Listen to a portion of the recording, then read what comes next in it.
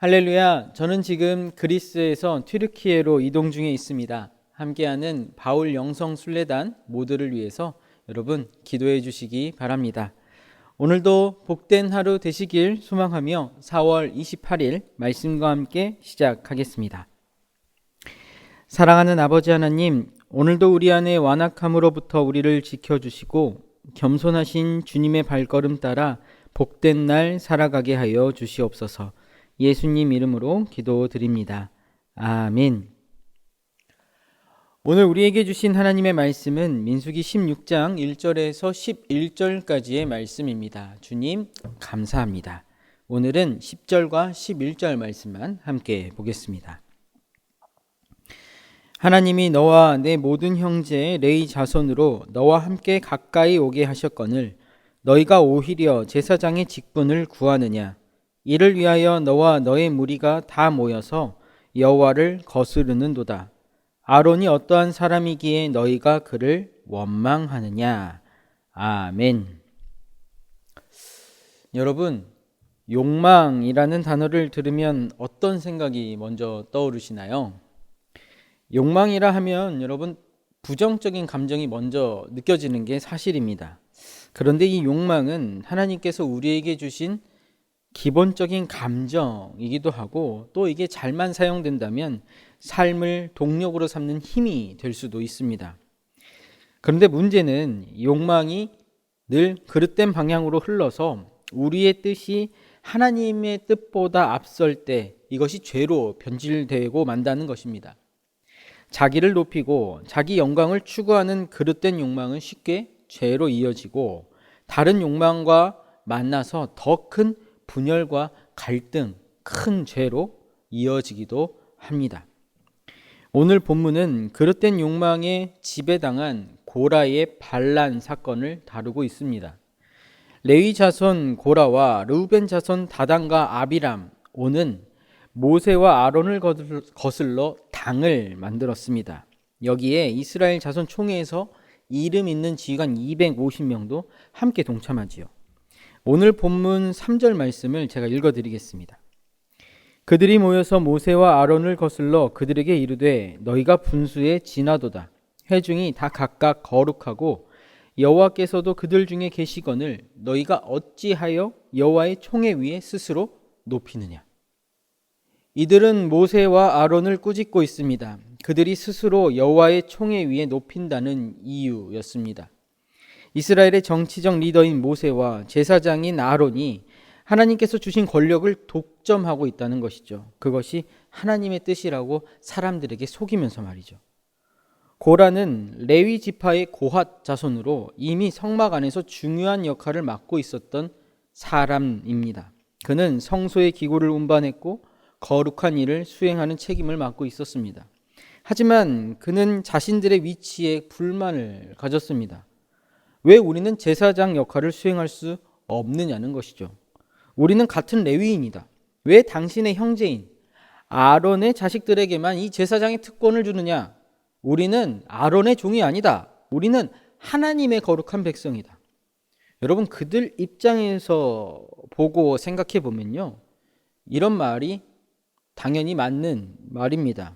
하나님의 일에 우리가 함께 참여하는데 본인들의 일은 상대적으로 하찮아 보였거든요. 민수기 16장 10절 말씀입니다.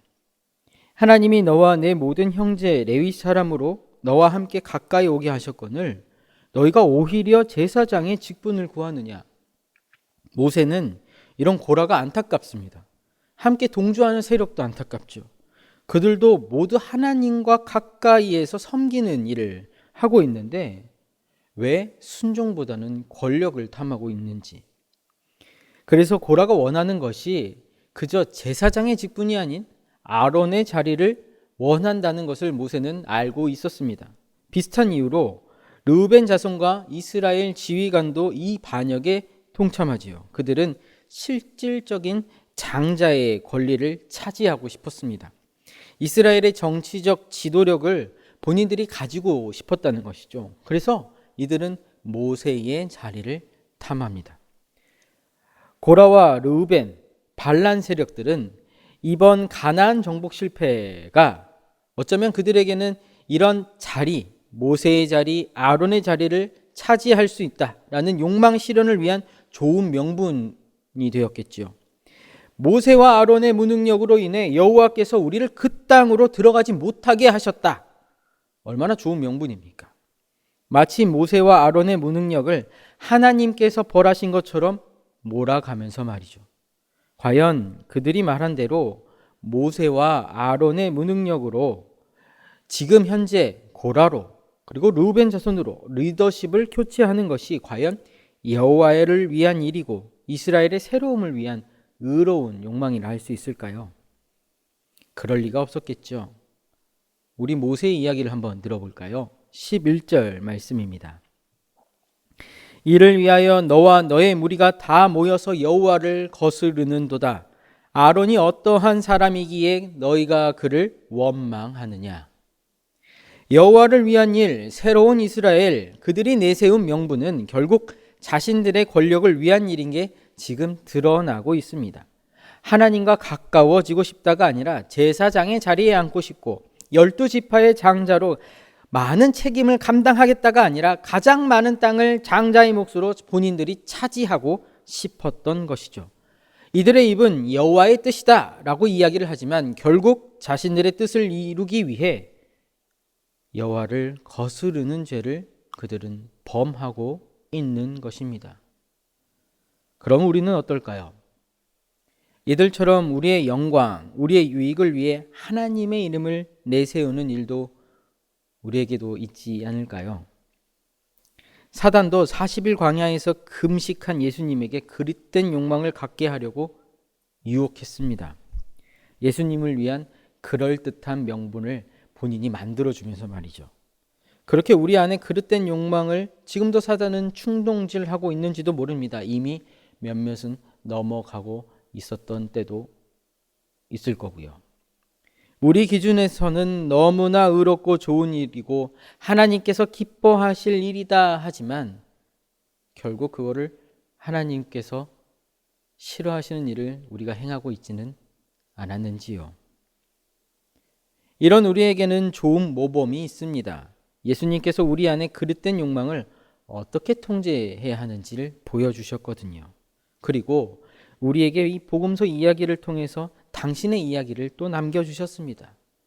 수많은 성경 인물들이 자기 안에 있는 그릇된 욕망에서 어떻게 하나님께로 돌아왔는지 우리를 위한 이 이야기를 남기셨습니다. 그리고 깨닫게 하십니다.